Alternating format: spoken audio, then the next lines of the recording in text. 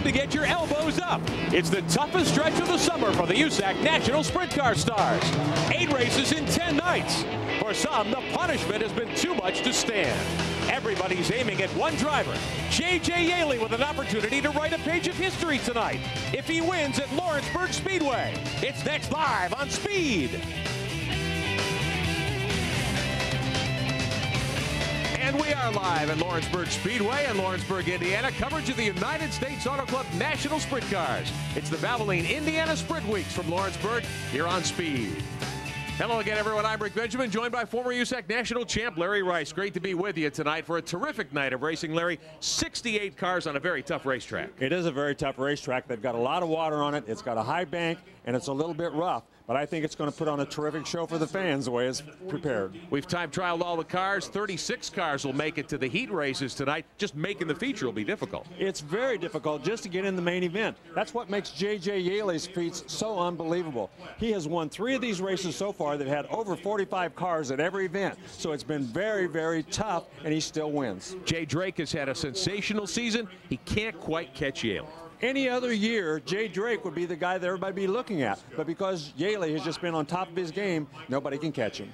This is a series within a series. Nationally, the overall season standings, Yaley is the leader by 16 over Jay Drake. J.J. Yaley is on the pole here tonight with a brand new track record. He lapped this place at under 12 seconds. Let's show you how he did it a little while ago. He found a great place to run. He found a great place down there in 3 and 4. It was a rough racetrack. A lot of guys were having trouble. Right there, he hit a little bobble down in turns 1 and 2, but he went down in 3 and 4, went to the middle of the racetrack, had an extremely smooth lap, and resulted in a brand new track record. And if J.J. Yaley wins tonight, as we mentioned a moment ago, he can write a page of history here. The all-time USAC record for national wins in a season is 19. 3 drivers have done it. Dave Argabright, he's our IRL fast qualifier again tonight with a chance to make it to the history books. Well, J.J. Yaley, if you're waiting on this great streak to fade, doesn't look like tonight's it. Fast qualifier again. J.J., you're on the verge of something very historic with what you've done this season. Does that bring added pressure to you as a race driver? It does, only when we have downtime like we got right now. You know, the Mopar Twister's running awesome. The engine was running great qualifying. You know, I think my second lap was actually the best one, but they didn't catch it on the clock, so they had to send me back out there. And, you know, the Penske Shock's trying to get us through this rough racetrack. You know, they got a lot of water down trying to make it good for TV, and unfortunately it's making it bad for race cars right now. But it's getting smoother the more they run out, so hopefully by the feature, maybe we can have 3 or 4 groups to race on. Now, you've won at this racetrack previously this year. How much does that help you? It helps a bunch, because before that I've run second here a bunch of times and never won. So, you know, we broke the streak. So I know we've got a good race car here, but Jay Drake and some of the other competitors that are always fast are good here also. So, you know, qualifying fast time is one thing, but, you know, those guys are starting in front of us in the feature, and this place is going to be pretty hard to pass. So we'll just have to see what happens. Well, he's fast qualifier, and he knows how to give a nice diplomatic answer in the interview. Back upstairs, guys.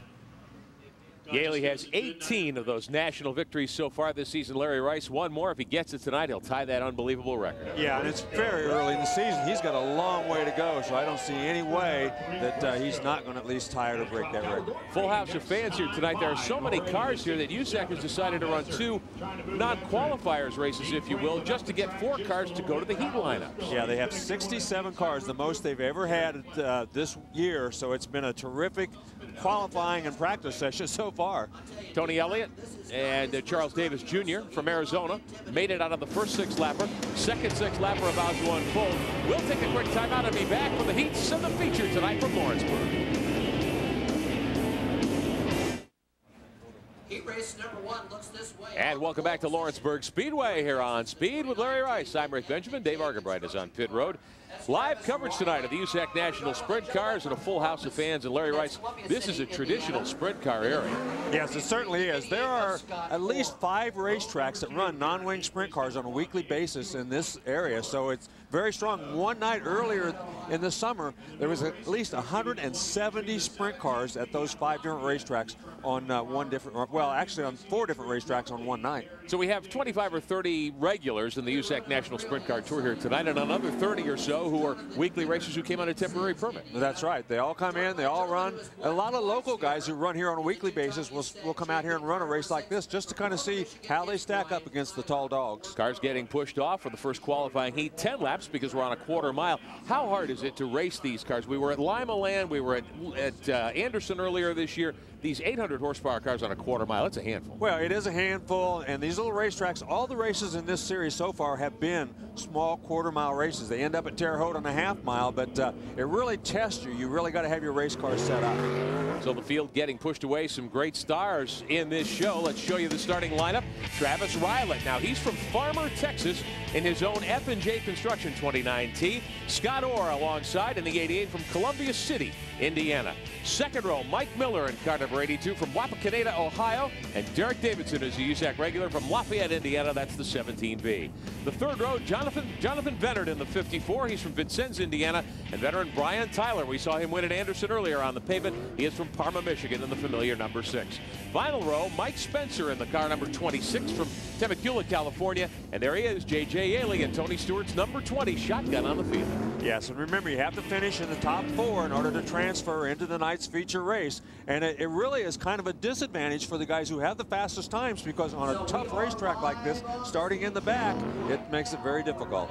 They start him young around here, as you can tell. One of JJ's many young fans in the stands here tonight. And Yaley in that 20 car certainly will be a driver we will watch tonight. That's one of the Mopar-powered machines. Yeah, one of the Mopar-powered machines. They've come on very strong this year. There's some backing from the factory. They've really, Gary Stanton really started that whole deal, and they've done a very good job with those. Now we see Tony Elliott's number 11 tagging the field. He was a qualifier from the first 2 6-lap non-qualifiers events. With so many cars here, USAC officials saying there will be 36 that'll come to the heats, 9 in each heat, and Elliott is the first car to make it. And some of the guys that missed it, Levi Jones, Damian Gardner, and Kevin Briscoe and Hines. So some of the big dogs missed the race. Tracy Hines may be able to use a provisional. 10 laps to go. We are underway at Lawrenceburg. Rylett jumps to the early lead in that white 29, but he's got a challenge on the high side.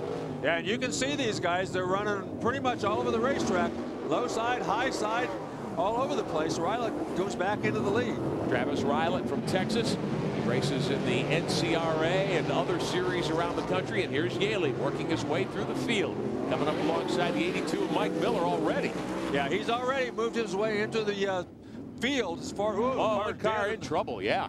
Dead stick over there. That's Spencer. Mike Spencer from California, the Hannig Construction BWB number 26, just stopped on the racetrack. Doesn't look like he went over. Yeah, well, there are some ruts out there, and it wouldn't be unusual for it to just come out of gear, hit one of those ruts and knock the car out of gear if it wasn't in gear real well.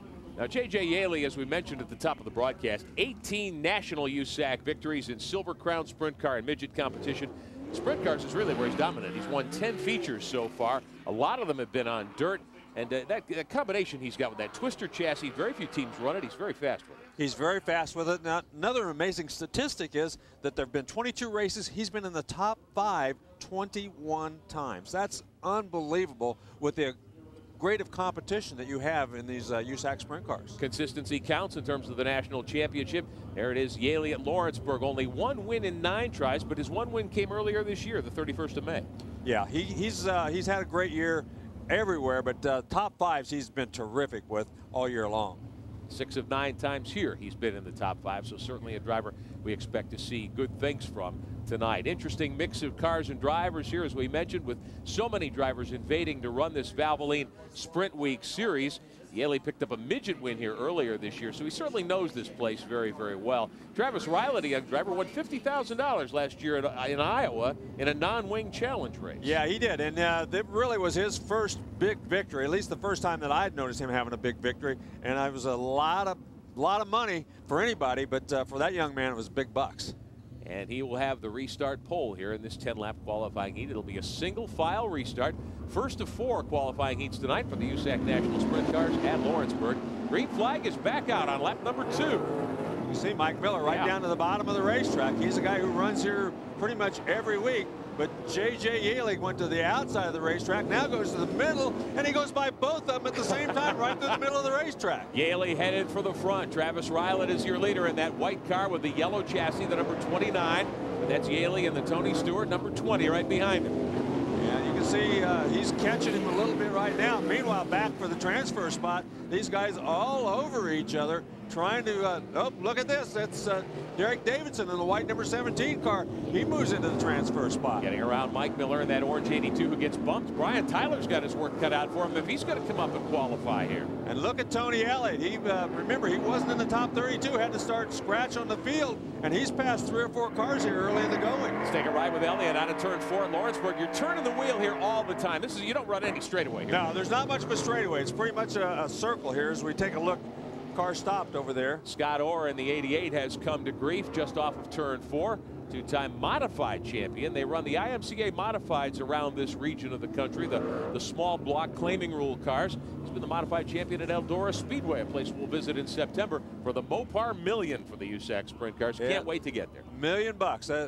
It'll pay more in that race to start than most of these guys get a chance to run for to win during the year, to be honest with you. $200,000 up to win that race that night, and we will have it for you here on Speed. Can't wait to see it. You think there are a lot of cars in the pit area here tonight, 67, 68 cars? We expect 167 at least at Eldora. Yeah, they've already told everybody that they're going to cut off the entries at 200, so they're expecting a lot of cars, and if they get to 200 and you haven't got an entry in, you're out of luck. Travis Rylett and J.J. Yaley will start up front. Derek Davidson lines up next in line. Mike Miller in the 82. Tony Elliott has come to 5th, and you're on board with Elliott here. He seems to have found something. Didn't qualify well at all, having to run that non-qualifiers. No, he did not qualify well, but he has moved up, gotten around 4 or 5 cars here early in the going, starting back there in 9th position. So now then they're having a little discussion as to whether he's 4th or 5th, and the USAC officials are trying to get them straightened out before they give the green flag once again. Elliott's certainly a driver who's got a lot of great history in the United States Auto Club National Sprint Cars. He has not had a good season, though, has he? Well, it hasn't been his best season, no. He and Jeff Walker have been together for many, many years. I think they went to high school together. Jeff Walker, of course, has had a lot of success, too, as a car owner. He's won several championships. Not only with Tony Elliott. Uh-oh. Mike Miller with a tire down, left rear tire down. That's a bad sign for him because he's going to have to go in and get that fixed. They're probably not going to wait on him to restart the race, and that's going to cut his chances. Dive off the banking at the back of the turn 3 area and head to pit road, head down into the garage area here and try to get a new tire put on that car. He is the 2002 track champion here at Lawrenceburg in weekly racing. So Miller, a guy who, again, certainly knows his way around this quarter-mile racetrack.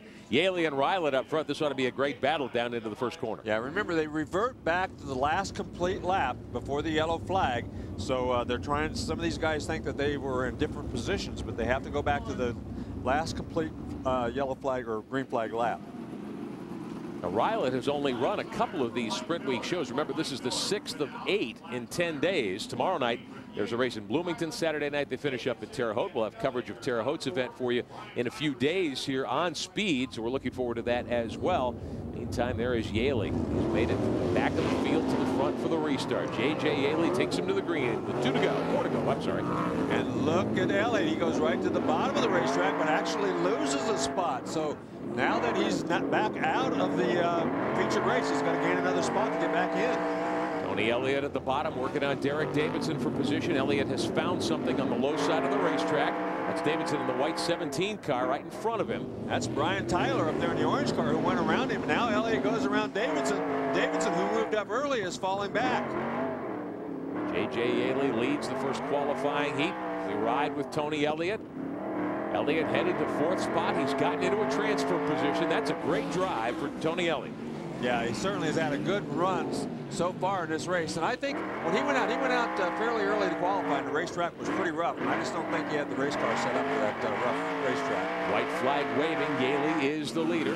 He's got a good lead of about 15 car lengths. Brian Tyler has powered his way to 2nd spot. 3rd belongs to Travis Rylett. Looks like Tony Elliott will earn the final transfer spot into the feature. Now, the drivers who don't qualify in this first heat will get another chance. Yeah, they still have to run the semi-feature, and the top 6 out of the semi-feature will make it into the main event. So they still have one more opportunity.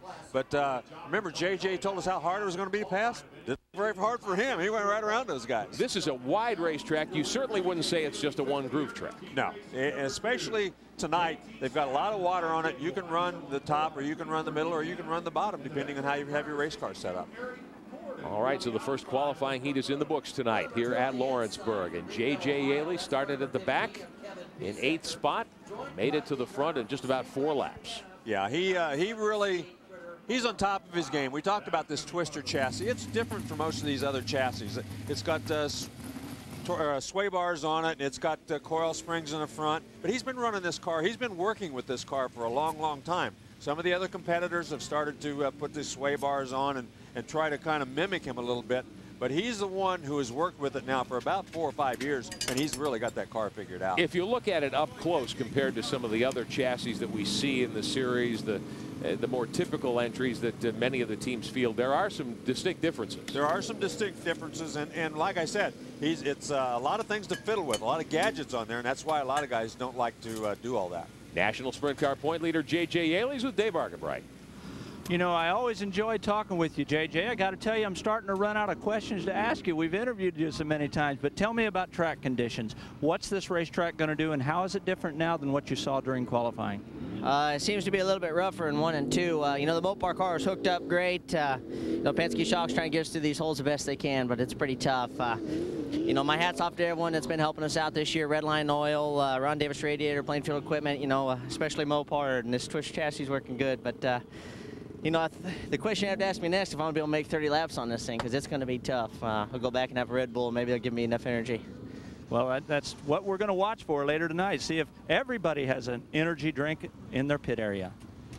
Well, J.J. Yaley is not a guy who normally needs an energy drink. Does a lot of the work on the race car all by himself. Just a glimpse of the huge packed throng of fans we have here at Lawrenceburg Speedway for the USAC National Sprint Cars. We'll be back after this.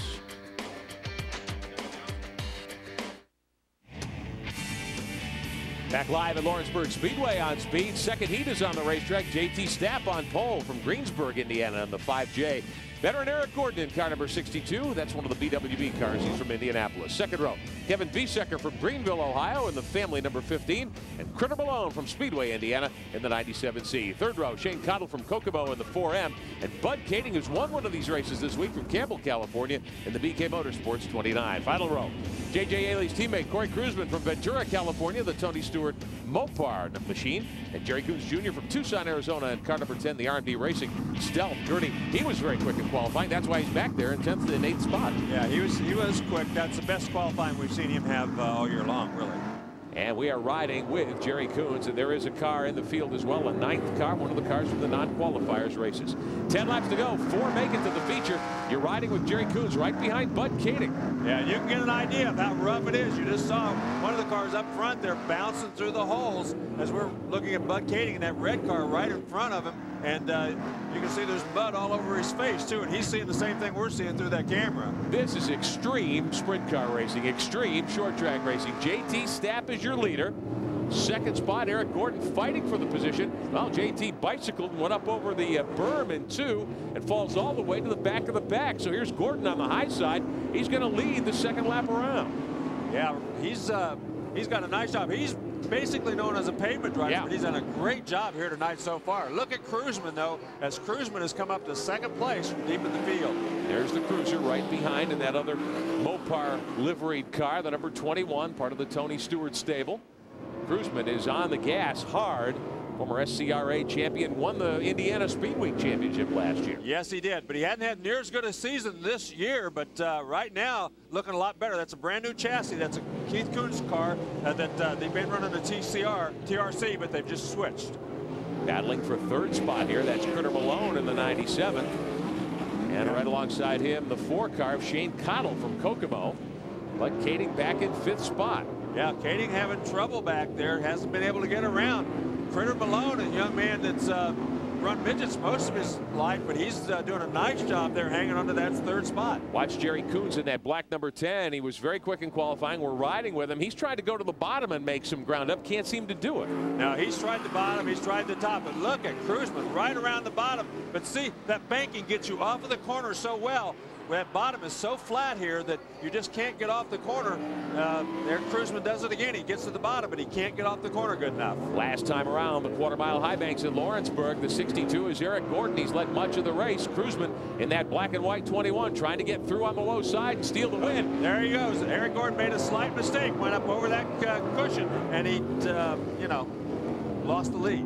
He bicycled, bounced a couple of times. Bud Kading finishes 4th, makes the feature. Critter Malone takes 3rd.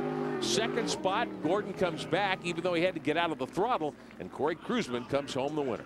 Yeah, Kruzman did a nice job. He started deep in the field, and he needs a little boost in morale because you know, his teammates out there kicking everybody's butt, and he's kind of this afterthought. So it's good for him to go out there and have a good night and run like that. Guys who are quick, Jerry Coons did not qualify through the heat race. Yeah, you're going to see a lot of that. You're going to see a lot of these fast time guys in that semi-feature, I think, and they better have their act together when that comes along.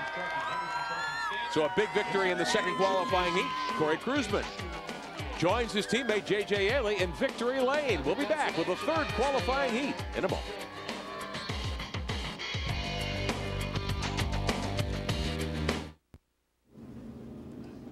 Corey Kruzman winning the 2nd qualifying heat for the USAC National Sprints tonight at Lawrenceburg Speedway. There you see the top 5. The first 4 make the feature.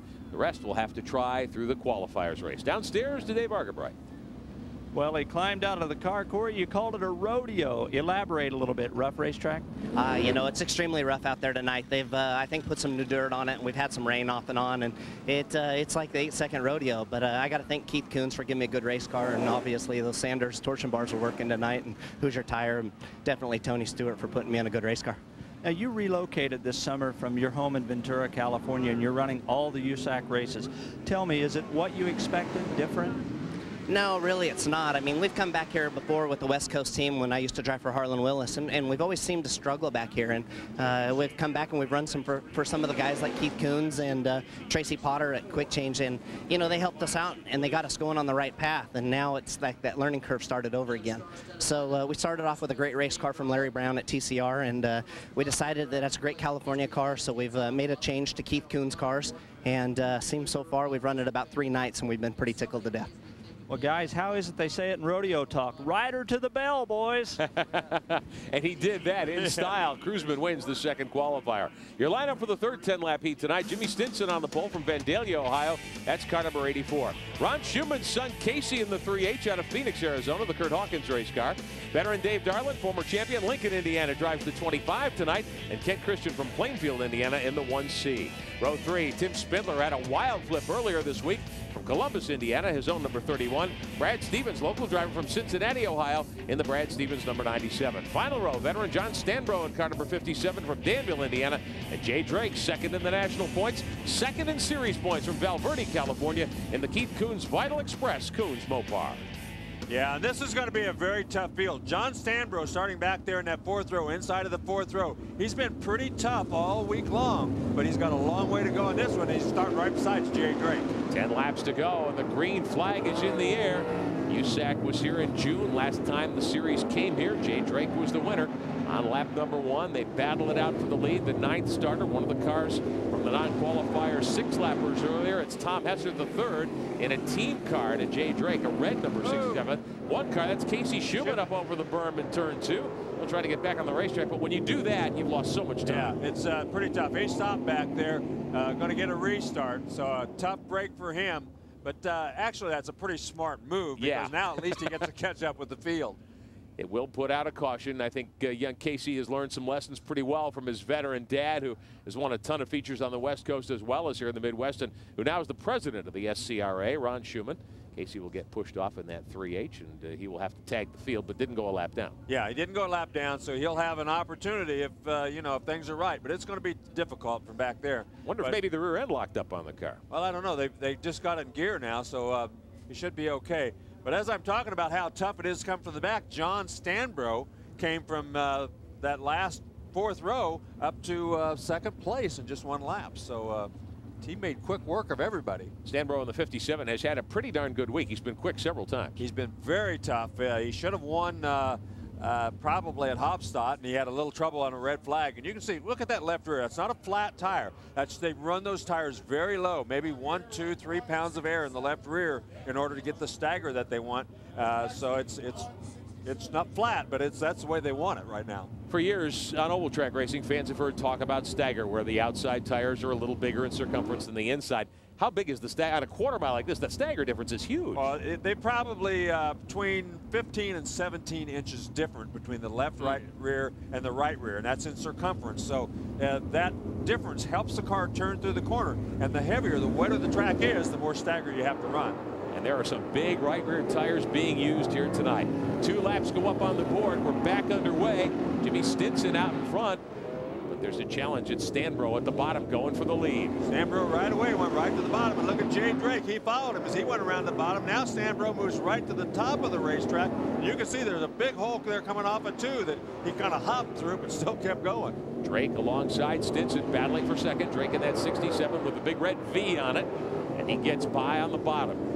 Yeah, Stinson's hanging on. Look at Dave Darland, though, in that red number 25. Yeah. He goes down to the bottom of Stinson as he, too, has moved up. Oh, Stinson caught that cushion. Almost turned that thing the wrong way. This is a big, wide, and pretty darn fast facility, but there's a berm all around the racetrack. The fences are way back, but if you go over the berm, you're going for quite a ride. Yeah. Stanbro's your leader. Yeah, you're right. If you hit that berm just wrong, it can toss the front end out on you and you can go up over it. The good thing is there's no wall out there, so you can recover.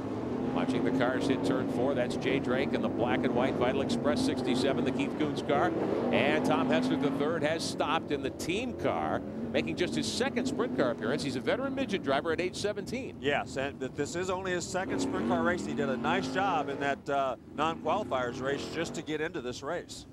Tom, the son of a guy, Tom Hester II. Tom Hester Jr. is a veteran road racer. In fact, they ran as a father and son combination at the 24 Hours of Daytona earlier this year. And young Tom wants to make a career in the sport, certainly getting a lot of seat time this year. Well, and that's exactly what you have to have, especially if you want to run with USAC. You've got to get a lot of laps because they run different racetracks every week all around the country. And even though they've all been quarter miles, every one of them has been different. Watching Jay Drake. That Vital Express car, he will line up second when we go green here once again. We saw Jay down in the pit area before we got started here tonight, Larry, and I could almost sense a little bit of frustration in his voice and his manner. He said an outstanding year, was terrific at Pikes Peak. Everywhere we've been, just can't catch Yaley. Yeah, he's been in the top 3 every night except last night. He got involved in a crash, or not a crash, but he got stopped on the racetrack and finished 14th. Other than that, he's been right. He was only like 4 points behind Yaley after the first 4 races, but he'd only won 1 and Yaley had won the other 3. Jay was in the top 3 the first 4 nights, 2 seconds, a first, and then a third before that 14th last night. Certainly wants to atone for that, I think, here tonight. Yeah, he certainly would like to come through and win. And like they said, we never give up. There's a long way to go. Back underway. A couple of laps in the books. This is a 10-lap qualifying heat. John Stanbro in the red and white number 57, your leader. Jay Drake runs in second spot. Third belongs to veteran Dave Darland in that black and red number 25, the Christian car. Yeah, the battle is going to be for the transfer spot, as some of those cars back there are really still battling with each other for that 4th and final transfer spot.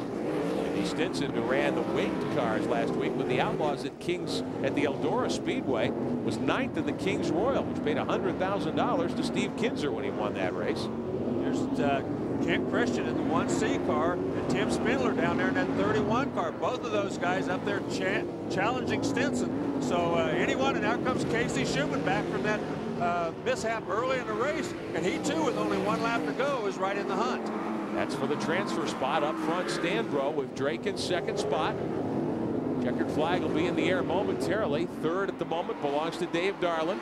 And the win will go to John Stanbro in car number 57, who says he's as focused as he's ever been. Who's going to make it to transfer in 4th? Kent Christian in the 1C will finish in 4th spot here in the 3rd qualifying heat. Stanbro is a guy I think who's on a mission here tonight. Yes, he is. He's, you know, he's really been on a mission. He's been very tough all week long. We kind of asked him before the race, you know, everybody's building these new trick cars with these sway bars. This is just a plain old stealth chassis, nothing trick about it. And he said, well, he said, I think we're pretty focused. He said, I'm really on top of my game, and our car owner, Paul Hazen's, on top of his game. He said, I think we can beat anybody here. John Stanbro has 1 USAC victory in this season at Eldora, but 11 totally races weekly around Central Indiana. We'll be back with the 4th qualifier, and we'll talk to our winner when we continue.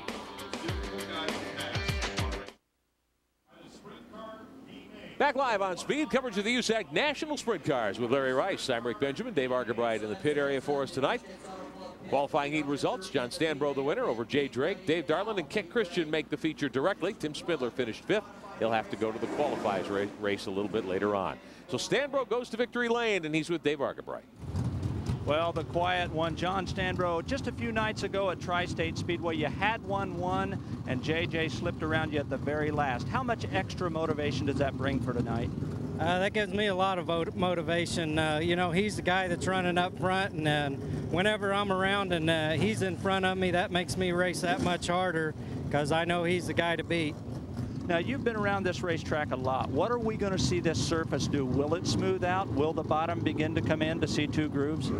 I think the smooth parts of the racetrack right now will probably get slicker, and the parts that are rough, they're going to get rougher because we've got the stock cars and modifieds here tonight, and they're going to chunk it up a little more.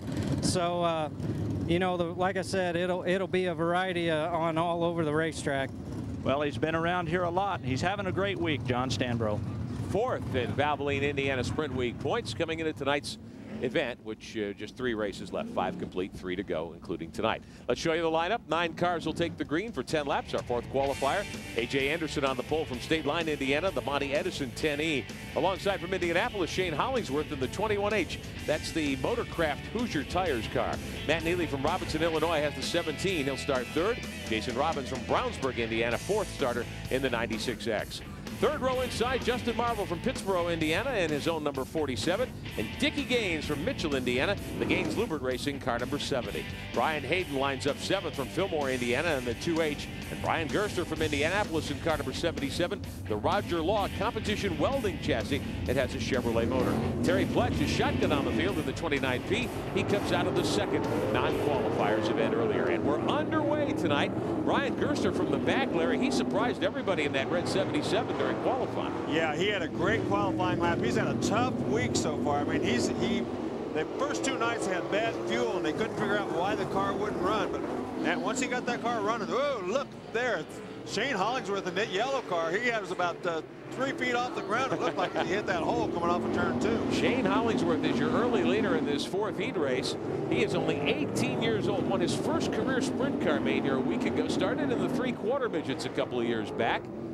Yeah, there he is. He started in the 3/4. He ran a lot of midgets. He hasn't had a lot of experience in the sprint cars until just recently. This is Matt Neely in the silver 17 car. He is 4th. He would be the final qualifier directly to the feature. Remember, these drivers get one more chance if they don't make it out of the qualifying heats. Neely in 4th spot. The 96 of Jason Robbins up ahead runs 3rd, but we've got a caution. Terry Pletch, who started at the back of the pack, has spun, and he's just stuck up in the berm here on the racetrack up at turn 4. Yeah, he just spun, no harm, no foul, but you can see by the way he's sitting on that curb that there is a pretty deep curb. There's that mud is probably 4 or 5 inches deep right there where he's sitting.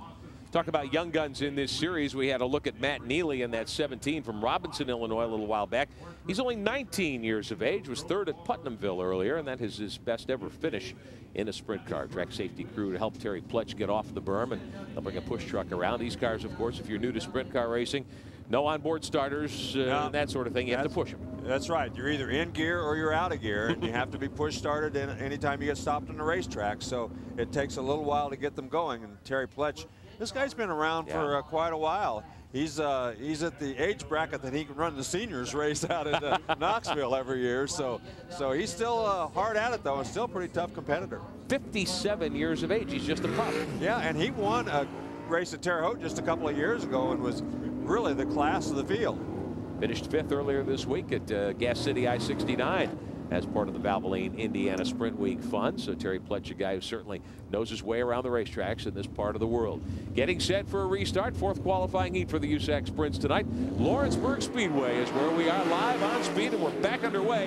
And Shane Hollingsworth on lap 5 takes him down into 1. He takes it right up to the top of the racetrack. Having won here last week, he certainly knows where the fast place is, and most of the guys that run here on a consistent basis run up on the top of the racetrack. Neely there in the 17. He's trying for 3rd spot. The 96 car has it right now. That's Jason Robbins, but Neely gets caught up high and goes over the berm. Yeah, Brian Hayden in that yellow number 2H, he got around him. Now Hayden's he's had kind of a tough week too. I mean, he's got a few guys mad at him. He's been banging into some people, and some people have been banging into him. I'm not sure whether they're mad at him or he's mad at them, but either way, and you can see right there one of the cars, I think that's Neely again. Yeah, he's off the track, so tough break for him. Says I'll come back and try it in the qualifying race a little later on.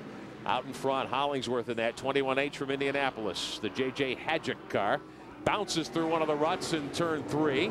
but manages to stay on the throttle. Second spot to A.J. Anderson. Last lap around this quarter-mile high-banked oval. Next time around, the white will be out as we see the 21 of Hollingsworth.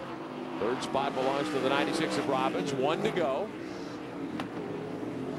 This guy's and one car stopped out on the backstretch. I can see him, and we will get a caution flag. We will not see the checkered. It's the 47 car of Justin Marble from Pittsboro, Indiana. He has stopped again over the berm, and I think this is an experience thing, don't you, Larry? Yeah, you know, once you get over, well, he's been running a long time, but once you get over the berm, when you lose a lot of track position, a lot of these guys just, they stop rather than lose a half a lap. At least you're still in last, but at least you're right behind everybody else. Justin Marble won a weekly feature event here a year ago, so another driver who's got a lot of good experience at this racetrack.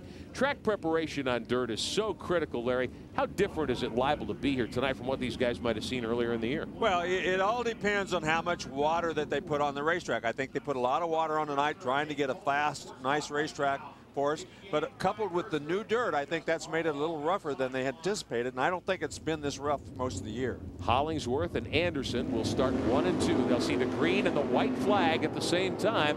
In third spot, the 96, Brian Hayden sits fourth, but he's got his hands full. Here comes the 77, Brian Gerster, sits sixth. He wants to get through. Look at Gerster at the bottom. They're 4 wide. This is the transfer spot those guys are battling for. Gerster didn't make it, but he gave it a valiant try right there at the end. I think he ended up 5th. I think he thought he had room on the bottom to sneak through, and the door closed on him. Yeah, closed on him, a little contact, but a nice move by all those guys. But meanwhile, Hayden, he moved up there, and he gained a spot on that last lap. Shane Hollingsworth takes the victory in the 21H, the Buds machine. Hollingsworth and A.J. Anderson run 1-2. Matt Neely does not qualify. The 96 of Jason Robbins does take third, and then Hayden in the 2H coming from the 4th row to finish 4th and make the feature. Yeah, Brian Hayden's been around a long time. He's a pretty good runner, and he especially likes these little quarter-mile racetracks. You take a look at Shane Hollingsworth. As you said, a young man, mostly known as a midget guy for the last couple of years, but certainly showing these old-timers the way around this place in that heat race. Up through the center of the cage, perhaps his first television interview. He's got to get that helmet and neck collar off. Dave Argerbright standing by to talk to Shane in just a moment. Dave, pretty impressive drive for this youngster. Well, it's I guess I'm getting old, Rick, because I remember him when he was just a little bitty kid hanging around his dad Blake's pit, and his dad Blake has a lot of laps around this place. That's a great run, Shane. I've got to ask you, you won here last Saturday night in the regular show. How much advantage does that give you from all these guys that come in here and don't normally run? Well, we definitely struggled every time we've come out down here. And last Saturday, we decided to come down here instead of run Putnamville, and we figured we'd try to get a good run under our belt to get ready for a Sprint Week show. And it was a good run for us. And I think just the more laps you can get around a racetrack, the better you can be. And I think going down here really benefited us. Now, your dad was known as a pretty emotional, passionate redhead when he raced. How is he to race with now? Is he still very much involved? Yes, my dad. Unfortunately, he can't be here tonight. He's at home. He had to work late. But, you know, he's always been there for me and always corrected me. And I can't say enough because he's always been there. He's always helped me out. He's my biggest influence right now. And, you know, I wish he would be here today, but he's calmed down a little bit with his age. So sometimes it's good he's here, sometimes it's not. But it's always fun to have him around. I was going to say Blake's corrected a lot of guys in his career. Well, it's a good run for Shane Hollingsworth. Back upstairs, guys. Thank you. Good run indeed. Shane won a major national midget race here a year ago as well. So a young driver with a lot of promise in it. Yeah, and this is always a tough racetrack for everybody. That's the reason you just got to keep running and learning every time. Shane Hollingsworth is your winner. A.J. Anderson, Jason Robbins, and Brian Hayden make the feature. Brian Gerster put on quite a show, just came up a little short at the end. Yeah, and I think he's got to be very happy with himself and his car. It's a brand new race car, and as we said, they had all kinds of trouble with it earlier in the week. So, so far, so good for Brian Gerster. Fans come out here very early in life, and they learn to love their wide-open sprint car racing at Lawrenceburg. We'll take a quick timeout. We are live on Speed. Back with much more.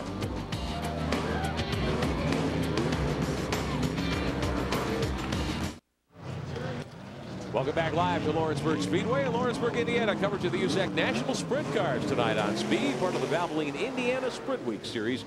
8 races in 10 nights. Larry, that is a tough grind for a race team. It's a very tough grind. I mean, mentally, and physically. I mean, mentally, this is very tough because you miss the first couple of shows and all of a sudden you're thinking, oh, geez, I can't run with these guys. And you get down on yourself, and then it just gets worse and worse. So a guy like Brian Gerster, who had trouble the first couple of races, for him to come back, it's really good. And a guy like Corey Kruzman, who's had a tough season, they get a brand new race car, all of a sudden they're running up front, so he's really pumped up. One good night puts a smile on everybody's face. That's right. That's exactly right. That's what makes it so great. Take a look at the 83, John Scott. He'll be out a little bit later on. He's had a tough week, a couple of wild flips. We'll see him a little bit later on.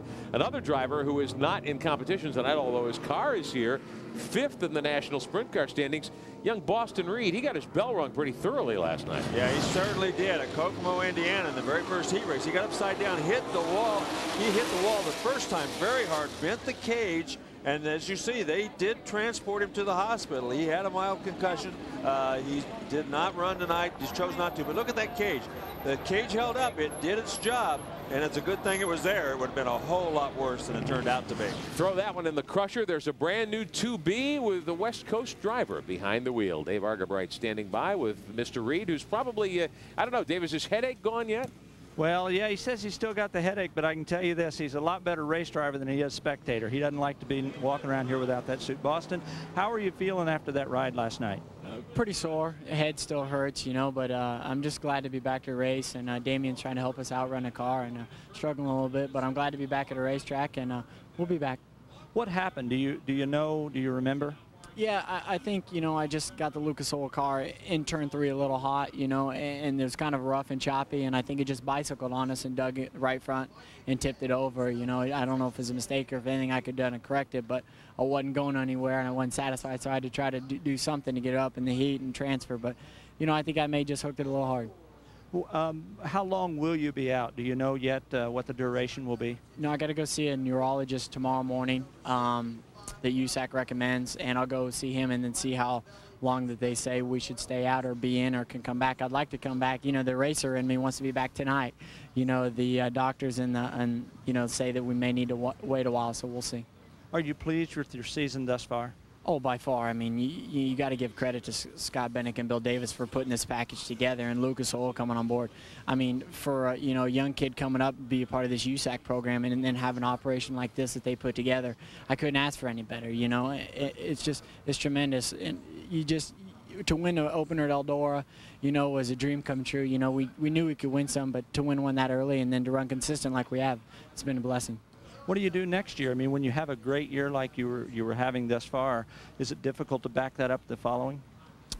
I don't know. I mean, you look at JJ's record and you shoot for stuff like that. I mean, you can be pretty dominant like he is. And then I think you have a good season. You know, we're just backing it up, trying to back it up. Now we got to back up the wins. If we can start winning some more and then back that up, I think we'd have a good season.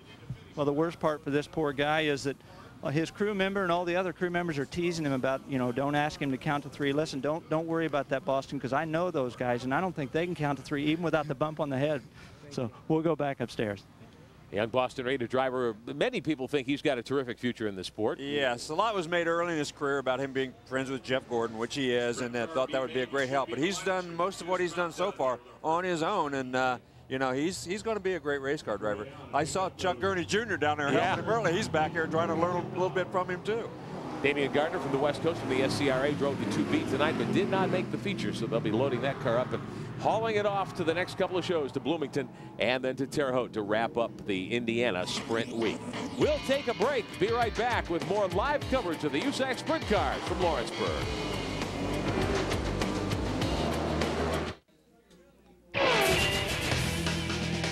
We've got a lot more USAC open wheel action coming your way all season long on Speed.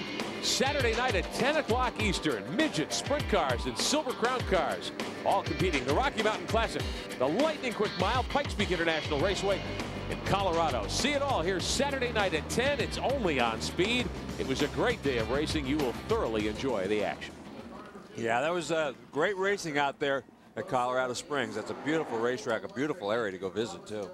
Cars are being pushed off for the semi-feature, the last chance race, if you will, for the USAC National Sprint Cars. It'll be 12 laps in length. 6 drivers will make the main tonight. And here's your starting lineup from Tucson, Arizona.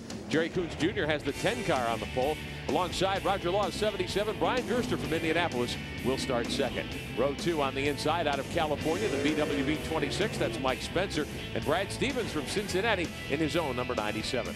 Third row, Dickie Gaines from Mitchell, Indiana, in the Gaines-Lubert number 70, and Jonathan Bennett from Vincennes, Indiana, the VRT 54.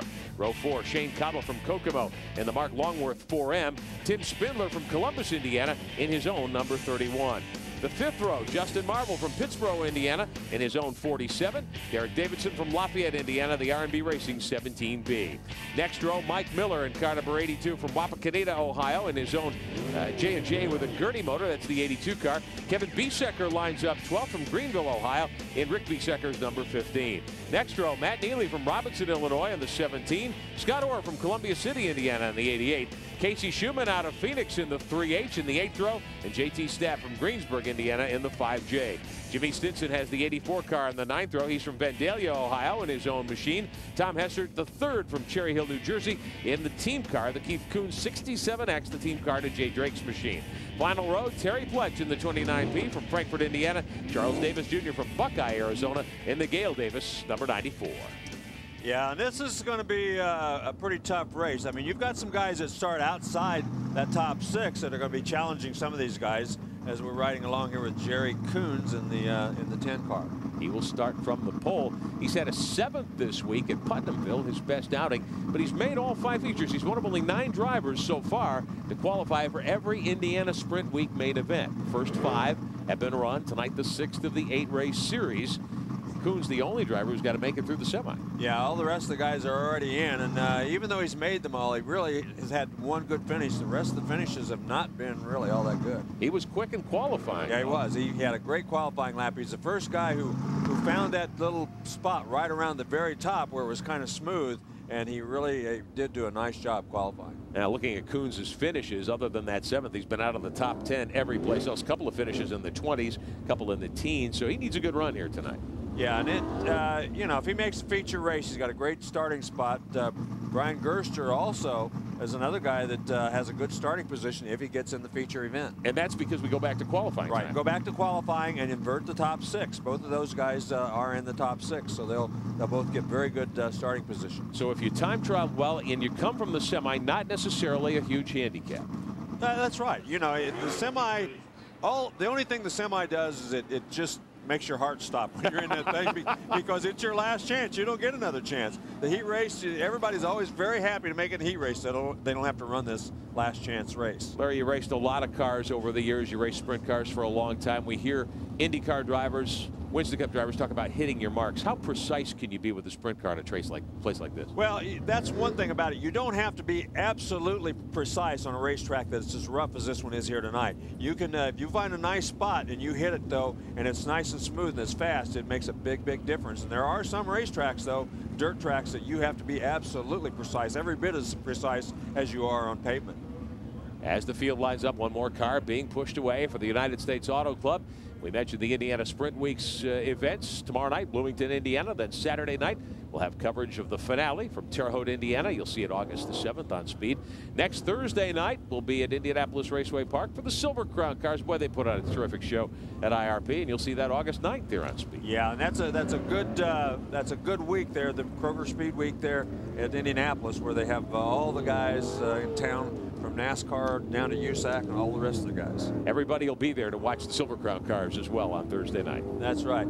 Hey, while we're talking about racing and this racetrack and stuff, we got to say thanks to the guys here at Lawrenceburg Speedway. This is a beautiful facility. They've spent millions of dollars in the last couple of years upgrading this facility, and it really, really has turned out to a nice facility, nice fencing, nice grandstands all the way around. The city of Lawrenceburg has been involved heavily in a joint effort here, along with the track operator Tom Wick, and we certainly want to thank the mayor, Paul Tremaine of Lawrenceburg, and his staff for all the hard work and effort and then the resources they've put into making this a showplace among dirt tracks. Yes, and it certainly turned it into, I mean, this place was always a good racetrack, but the facilities left something to be desired. Now they have some of the finest facilities in the Midwest.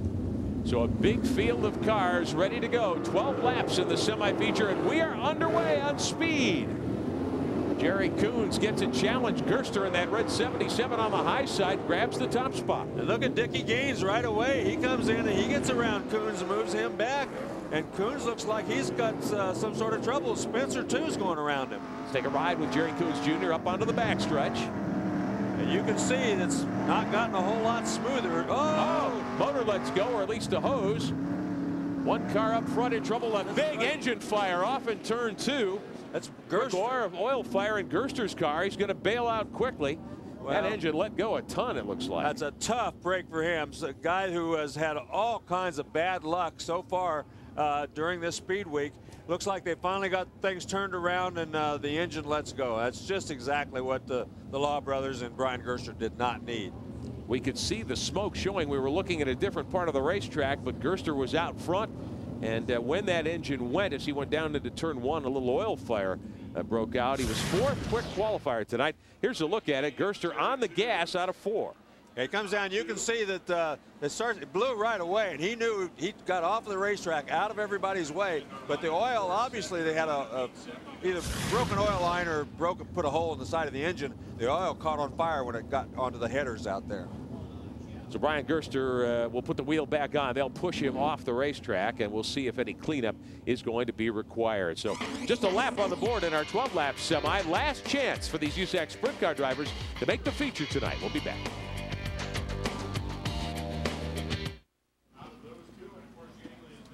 Welcome back to Lawrenceburg Speedway. We're live on speed with Larry Rice, Cybrick Benjamin, Dave Argabright in the pit area for us. Part of the Valvoline, Indiana Sprint Week. You're watching the semi-feature. 1 lap on the board. Quick caution because of trouble for Brian Gerster. Yeah, the engine let go. Big fires. The oil escaped out of the engine and got it on the headers. But he got that thing stopped right away down in turns 1 and 2. He threw that steering wheel out of there, and he was a little bit warm at that point. He wanted to get the heck out of the fire, and he did get out pretty quickly. The fire crew got there very quickly, too. We didn't see it right there. That was in slow motion, obviously, but that fire crew was right on top of things. This is a well-organized racetrack. Veteran staff here. They certainly know their jobs, and they know how to handle situations like that, and there was no problem getting Brian out of the car, getting the fire put out, and getting the car off the racetrack. So we're ready to go. Dickie Gaines in car number 70 will have the restart pole. He has not yet qualified for a sprint week feature. He ran 2nd here in the weekly show last week, and the son of a great sprint car driver. Son of a great sprint car driver. Jim Bob Looper, who is one of the owners or sponsors of this thing, another guy who used to run sprint cars a lot. They put together a pretty good team, and this young man so far, I mean, he hasn't done as well here, but he's had a good season overall, winning a race at Terre Haute earlier in the year. 2nd spot for the moment. Jerry Coons Jr. top 6 make the feature. This is a 12-lap event. We're just a lap in, getting ready to go. Spencer and Cottle running in 3rd and 4th, so both those guys got transfer spots right now. Riding with Jerry Coons Jr., who's 2nd. Didn't have a good start initially, but he's on the button pretty well right now. Yeah, he didn't look very fast the first part of the race, but once he got kind of settled in, got his line, he's run just about as quick as anybody on the racetrack. You can see everybody looking for the cushion now. Most of these guys seem to have decided they need to be up on the rim. Especially down there in turns 1 and 2. The cushion, you can see right there those orange things. The yellow flag is out. Somebody hit those cones. They put those cones down in turn 1. You're not supposed to pass. You're supposed to go to the outside of those. And you see that rope? Yeah. That's what they're supposed to pull it back in with. Obviously, somebody caught it before the officials could pull it back in. Somebody killed that cone. That's not right. hitting it. That's right. Oops, you better get the rest of the string there. Yeah, they put that out there. You are not allowed to pass until you pass that cone. You have to go single file past that cone. Those lights you see up there flashing, that's actually on a wire up above the racetrack. It's not on the racetrack. It looks kind of optical illusion there that sticks out from, there you go. There you can see it sticks out from the flag stand. But from that turn 1 camera, it looks like it was something that was on the racetrack. But those are the yellow lights that they use here to warn the drivers. If you visited a lot of short tracks over the years, as you and I have, Larry, a surprise to me when we got here tonight to see a flag stand on the inside of the track as well. I haven't seen that in years. Here's another look at what happened with the cone. Jonathan Vennard, I guess, is the guy who got it. Yeah, he almost got something a lot bigger than that cone and that white tire. Oh, man. Those tractor tires, you don't want to tangle with. No, you don't want to tangle with them. He made a right-hand turn and took him right into the cone. So they've got it back out out there. And is that a backup cone? That's a backup cone. It's got to have a backup for everything in this business.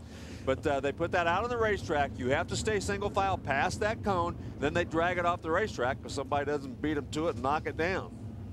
And there you get a good look at Jonathan Vetter, youngster who's plenty quick in that 54, trying to make the feature. The nose of that car a little bit different. Is that a twister chassis like Yaley runs? Yeah, that is a twister chassis. I think it's, as far as I know, it's the only other one here. He's the only other guy that actually runs a true twister. We've talked about some of these guys who have made adjustments to their cars or changes to their cars trying to emulate that car, but this is the only other one of those chassis that I'm aware of here. Basically, the difference is you can see at the bottom below the Nerf bar, below the front bumper, if you will, there's another sway bar that's been added on there. There's a sway bar down there that's very low.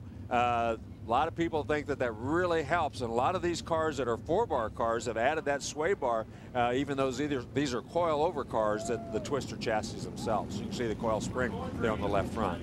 First race this year in this Indiana Sprint Week series that Jonathan Vetter has attempted to qualify for, although we have seen him earlier this year in USAC competition in other venues. So we'll try again. I believe we're 1 lap complete of 12 here. 6 cars will make the field for the main event tonight.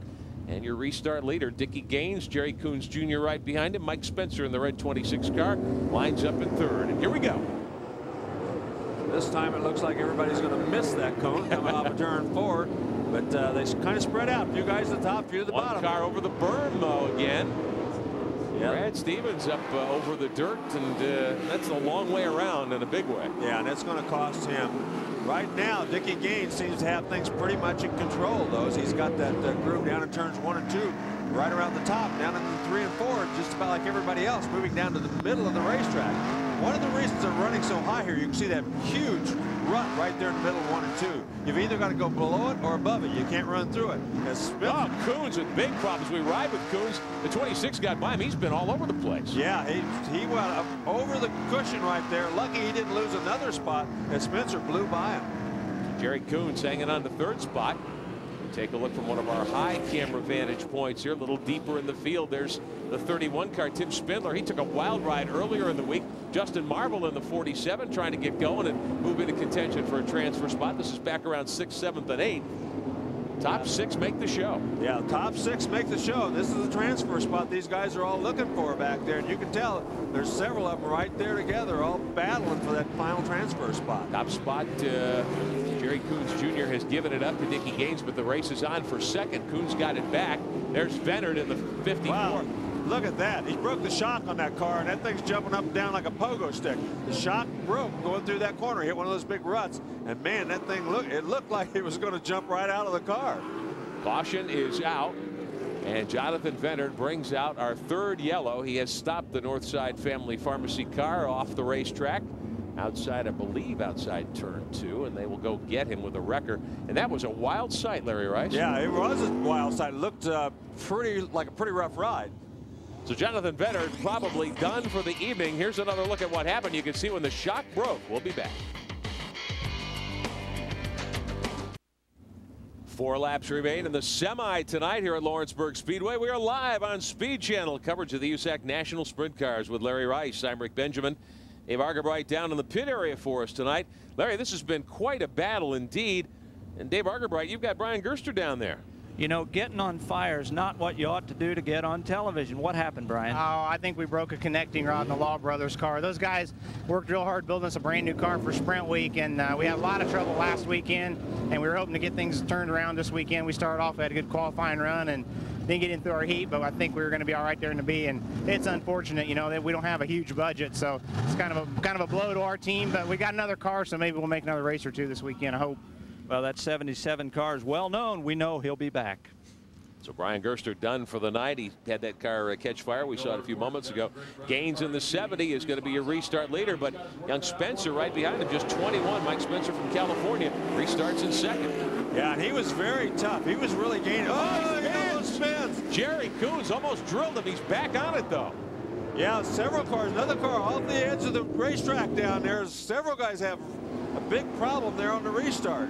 Riding with Coons, 3 to go. Justin Marvel over the edge of the course, too, as he heads for the pit area. He changed rear ends between his heat race and this feature. Caution is out because of Marvel. And he is off the racetrack, headed to where the cars come out of the pit area to get up onto the surface here. So I don't know. I guess he just spun there and stalled. Yeah, he jumped the cushion. It looked like he killed the engine, and he actually tried to get off the racetrack. He just couldn't get it off. But like I said, they changed the rear end in that car between the heat race and the semi-feature. He was running in 7th. He was only 1 spot out of the transfer when this happened. So they will push start Justin Marble, or at least push the 47 back to the pit area. I think he's got problems. He's going to head onto the pit area. Yeah. You see all those little pieces of apparent debris, those little shiny things. Those are tear-offs. The drivers wear layers of clear plastic, if you're not familiar with dirt track sprint car racing, and they physically rip them off one at a time, and they blow all over the place. Yeah, there they are. You can see down there. They're up in the high side of the racetrack. But if it weren't for those little thin sheets of plastic, these guys couldn't see for very long out there. So it's a good thing they have them. Definitely a great invention several years ago, and the drivers of all sorts use them now, not just in dirt track sprint car racing. Sometimes pavement, you need them as well because of the oil. Well, of course, even in Indy cars and so forth, they use these things because they do get oil and so forth on their lenses. Of course, they'll use 2 or 3 in a 100 or in a 500 lap race, where these guys use 15 in a 30 lap race. I'll take a look at Jerry Coons. We've got the face camera on Coons in the 10. He's from Arizona. He'll restart second again.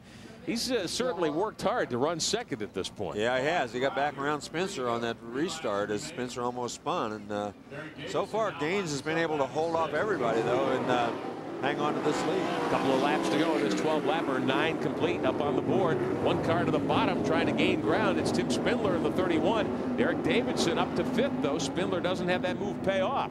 You're riding with Coons, who's second behind race leader Dickie Gaines.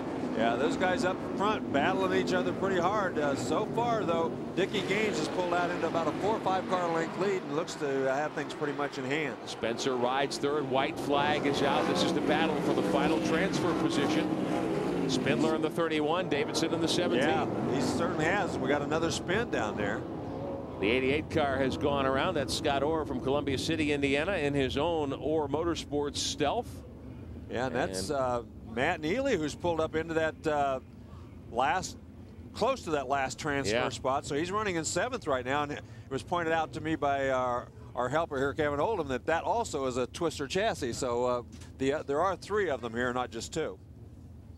And that 17 car that Larry was referring to, he was very strong in his heat race for a while. Neely was running up in a qualifying spot for the first handful of laps. Yeah, he ran up there, and then for some reason he had trouble and pulled off the racetrack, didn't finish the race. So be interesting to see as he's moved up pretty nicely here from back in 13th starting position to 7th.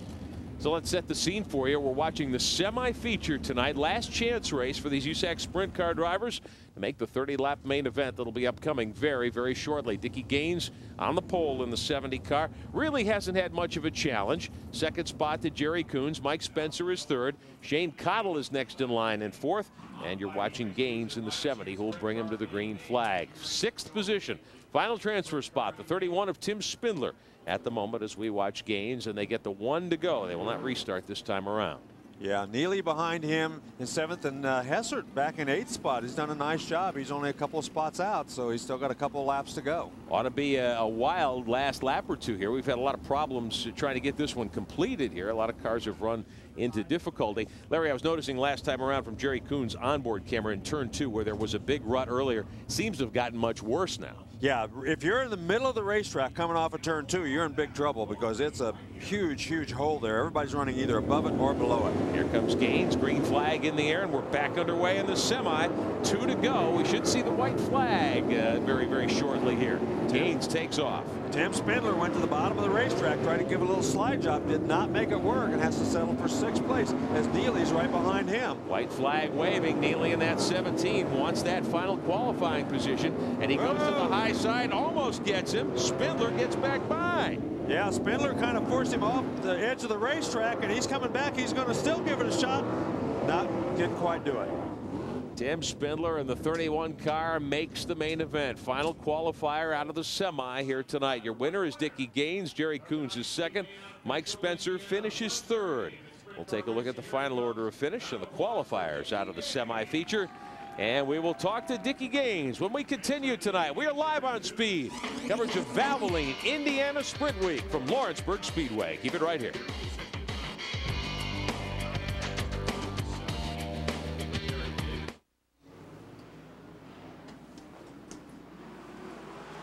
And welcome back to Lawrenceburg Speedway in Lawrenceburg, Indiana. And we take a look at the results from the semi-feature that we just saw. Top 6 cars make it to the 30-lap main event. Larry Rice, Dickie Gaines really didn't have much of a challenge. No, he once he got in front, he did a nice job. Jerry Coons went ahead and ran in second after he got back around Mike Spencer. But all 5 of those guys right there, especially the first 3, pretty much had things in hand. Shane Cottle finishing 4th. Derek Davidson in the 17B. He sure had his hands full. Tim Spindler right there with Matt Neely at the end. Yeah, both of those guys, Spindler and Neely, both after Davidson, and Neely really a tough break for him because he seemed to have one of the best cars. He started way back in 13th starting spot and worked his way almost into the feature race. A couple of young guys, Tom Hessert, Casey Schumann finishing 8th and 9th. Their drivers just learning tonight. That's right. Both of those guys, Hester's only run a couple of races. Schumann's run more sprint car races, but it's a brand new car for him. Gary Howard built that car, and they've been, you know, it's a new tracks for the driver and new tracks for the car. So doing a good job. And when you're driving a sprint car, we've talked about how light they are, 1,200 pounds basically, almost 800 horsepower and a quarter mile. It's a question of knowing when not to use the gas, isn't it? Well, a lot of it is. You've got to know when to use it, when not to use it. And on a racetrack like this, it's very important to keep the throttle down so you can move through the holes and not into the holes. Well, our winner in that semi-feature, Dickie Gaines. He's standing by with Dave Argabright. Well, it doesn't seem all that long ago that Dick Gaines was such a powerhouse here at Lawrenceburg. You run here all the time. You're in the B main, but now you're in the A. What can you do to move forward from this point? Well, actually, we had a little trouble in the heat race, but I think we got the car dialed in now. This DRC chassis is working real well. The Hoosier tires, they're working well also, and I don't know. We're going to try to tighten the car up a little bit and see if we can get a little side bite of it. And we should be good. The car seems like it's going forward like we would like it. Is this an unusual night for this racetrack? You run here quite a bit. Everybody's talking about how rough it is. Is that common here these days? Well, it's been rough in the past, but this is the roughest I've seen it this year. But last week we were here and it was super slick, and then this week we come and it's fast and rough and tacky. So every time you come here, you don't know what you're going to deal with. It's just wait till you get here, I guess. Yeah, but this week, see, you get to be on TV, so that's different, right? Well, that's different. That's true. That's different. It's good. Well, we'll go back upstairs. Dickie Gaines is in the A main. He sure is in that car number 70. When he refers to side bite, Larry, what's he talking about? Well, that's the bite that these cars want. When you get on the throttle, you don't want the back end sliding way out and crossing the race car up. You want it to get side bite so that it'll pull forward. So everybody, you know, you can get too much side bite, and that's what happens when you get in the corner and you don't pick up the throttle, you know, and you get the race car just pushes the front end. So it's a very delicate thing. And you drive on the dirt, you drive with the throttle as much as you do with the steering wheel a lot of times. And tire choice is pretty critical in a place like this. It is very critical. You can run a couple of different brands of tires. You can do different grooving. You can do different compounds, and you have to make sure you get the right one. You want as soft a tire as you can run without wearing the tire out. Sometimes that's difficult to do. And as if that wasn't enough to contemplate, as you're thinking about the feature, there's a support division on the track right now running a completely different kind of race car. A completely different kind of race car. They are going to affect the racetrack. Whether they'll tear it up or make it better, you just never know. All right. Well, we will be back to bring you the lineup and show you tonight's 30-lap feature event from Lawrenceburg. The USAC National Sprint Cars are live on Speed.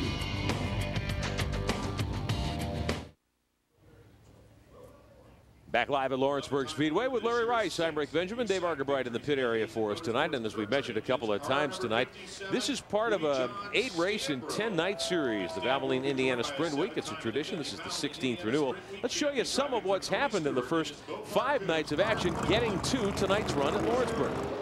And this is North Vernon 1 week ago, Twin Cities Raceway. Yeah, you can see right here, Levi Jones on the outside. J.J. Yaley on the inside as it battled. Both those guys started up front. They had a good battle. This racetrack was prepared very well. You could run top or bottom here early in the going. Boston Reed, who we talked to a while ago with that big wreck, he was able to get second here. Yeah, he went to the bottom of the racetrack. He was working around the bottom. Levi Jones stayed up on the cushion, and Boston Reed brought around him. Wild week of action. This is Tim Spindler, who we just saw in action. That's the kind of action he doesn't want to do. No, he doesn't want to do that. He just clipped that inside tire there as they went around and put him up on his head. Damian Gardner driving his own 71 earlier in the week. Drove Boston Reed's car. A little tangle there. Gets turned around with Corey Kruzman. Yeah, those guys just touched wheels and he sent him around. But J.J. Yaley was pretty much the class of the field all night long as he won that race. And as we mentioned, Jay Drake, the frustration, I think, is starting to show a little. Second, Boston Reed finishes third. Friday night, right back at it, Gas City I-69.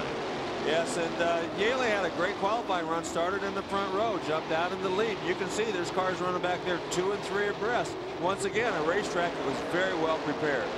Jay Drake here in the 71, or rather the 67 car, chasing Yaley in car number 20. And he's quite used to that by now, as he's been doing that pretty much all week long. One of the wildest flips of the week, John Wolf in the 3W, not with us tonight. Really a hard tumble. He was okay. And this battle for 4th, 5th, 6th, 7th, and 8th. There you can see there's Terry Pletch, Boston Reed down on the inside, Bud Kading in that red number 29 cars. All those guys battling for that position. It was tough all the way to the back. J.J. Yaley in the 20 car had them all covered. Second 9 in a row. He won 3 straight to start the week. Again, Drake in second, Hines in third. And then we move to last Saturday night. Lincoln Park in Putnamville, legendary facility in this area. Yeah, it really is. They've been running non-wing sprint cars there for a long, long time on a weekly basis. John Stanbro in that red and white car on the outside jumps out into a pretty good loop. Tracy Hines down on the bottom of the racetrack battling with second place. Hines has to use a provisional to make the feature tonight. Again, a big wreck. John Scott in the 83, and he's back with us tonight. Yeah, that thing really got some height to it. He was way high on that thing, but he wasn't hurt. Early restart, lap 4, one car. That's Stanbro who bicycled, and that gave the lead to Tracy Hines. Yeah, he got up a little bit too high, caught that little bit of a curve of a cushion. Hines went ahead and got around him. Now watch Drake here in the 67. He's going to make quite the move. This is getting by Jerry Coons in the black number 10, and then inside Stanbro. Yeah, he got by 2 cars in one corner. Stanbro comes back, gets back around him as those guys are doing that slip and slide, dip and dive. They passed each other 2 or 3 times all in one lap. Now, Hines in the 69 was your leader. Drake gets hooked up on the bottom. Drake on the bottom, Yaley right behind him, and there's those guys. As we've talked about, this one great thing about these cars, they can run the top, they can run the bottom, and everybody ran all over the racetrack here this night as Yaley just stayed right on the bottom though. Jay Drake, Tracy Hines were running 1-2. Yaley would get up and challenge Drake at the wire. Yeah, he stayed right around that bottom groove all night long, and right here at the end he gets a good run off of turn number 2 down into turn 3 as Drake got a little high. He actually beat him into turn 3, but Drake's just not going to give up. He says, no, you've done this to me enough. And they bang wheels. That's determination. That is determination, no question about it. They were at it so hard you could see the smoke boiling off the rear tires. Now, last Sunday night at Hopstad, Indiana, Tri-State Speedway, John Stanbro again in that red and white 57 got to the early lead. Yeah, he got out front very early. John Scott right here as he slides up in front of Boston Reed and gets a spot. Bud Kading and Derek Davidson would get at each other, and Davidson with a good 360 there. Yeah, kept her going, so that wasn't all bad. Look at this though, as Jay Drake down the inside of Stanbro, 4 abreast as Yaley's right in the middle of that mess. That's Yaley on the bottom. There you see the Vital Express car. Drake pushes up the racetrack. Yaley says, hey, thanks, I'll take the bottom. Yeah, he got around both those guys. Both of them pushed the front end just a little bit, but Stanbro wasn't taking it. He came right back, got back around him, going down the back straightaway. Now, Boston Reed has had a difficult week. We talked to him earlier. That was not his worst flip of the week, but he was out of action. Yaley was able to pick up the victory at Hopstad. Yeah, that crash caused a red flag, and that put Stanbro back behind Yaley, and Yaley held him off for the last 2 laps. And that was JJ's 18th USAC national win of the season. Now, last night, Kokomo Speedway in Kokomo, Indiana. This is Cruzman and Bud Kading starting in the front row. Those 2 guys battled pretty hard most of the race, as Cruzman having a couple of his best nights so far during Speed Weeks on Sunday night and here tonight. Bud Kading in the red and white number 29 car. He and Corey Cruzman swapping it. This is a racetrack with tighter corners than what we have here. A little tighter. It's very flat racetrack, but you can still run the top or the bottom. As you can see, Cruzman around the top. He gets a little sideways, runs into Stanbro, and then Jay Drake runs in the back of him. Jay Drake resulted in stopping on the racetrack. That's the reason he didn't finish up front last night. Brian Hayden there in the 2H. There was more trouble.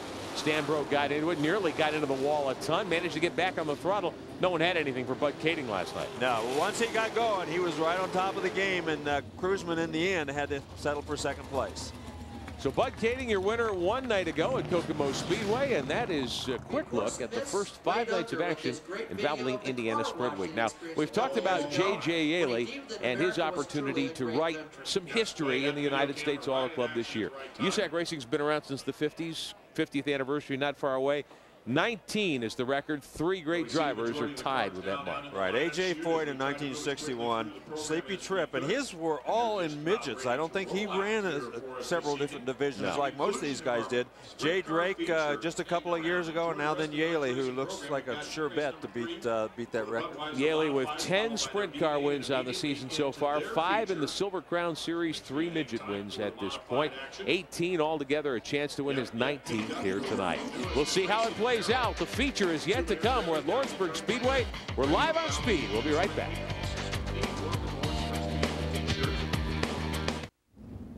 Back at Lawrenceburg Speedway, cars making their way onto the racetrack for tonight's 30-lap main event here at Lawrenceburg. Well, as we've mentioned several times this year, USAC Sprint Car Racing and the Silver Crown Series and the National Midgets, all wonderful ways for young drivers to learn their trade and make the big step up to the Indy Racing League eventually. That's everybody's dream, of course.